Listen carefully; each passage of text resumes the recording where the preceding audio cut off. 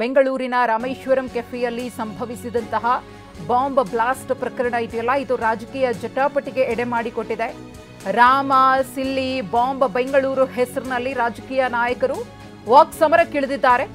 Congress BJP ನಾಯಕರ ನಡುವೆ ತೀವ್ರಗೊಂಡಿದೆ ವಾಗ್ವಾದ.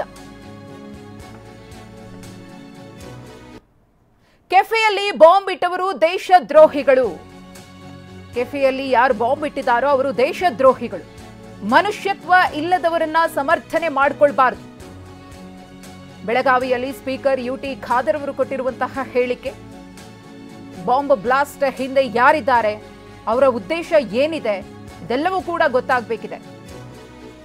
ರಾಜ್ಯದ ಹೆಸರನ್ನ ಕೆಡಿಸೋಕೆ ಯಾರೇ ಪ್ರಯತ್ನ ಪಟ್ಟರು ಅಂಥವರನ್ನ ಮಟ್ಟ ಹಾಕಬೇಕು. ಕೆಫೆಯಲ್ಲಿ ಬಾಂಬ್ ಇಟ್ಟವರಿಗೆ ಕಠಿಣ ಶಿಕ್ಷೆ ಆಗಬೇಕು ಅಂತ ಆಗ್ರಹಪಡಿಸಿದ್ದಾರೆ ಸ್ಪೀಕರ್ ಯುಟಿ ಖಾದರ್.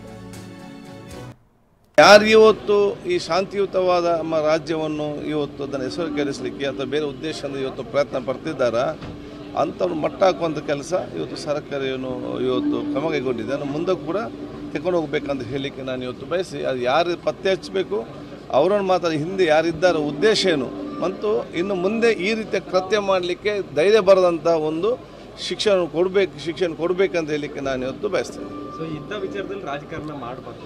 ಅಲ್ಲ, ಇಂಥ ನೋಡಿ, ಈ ಸಂದರ್ಭದಲ್ಲಿ ಯಾರು ಕೂಡ ರಾಜಕಾರಣ ಮಾಡಲೇಬಾರ್ದು.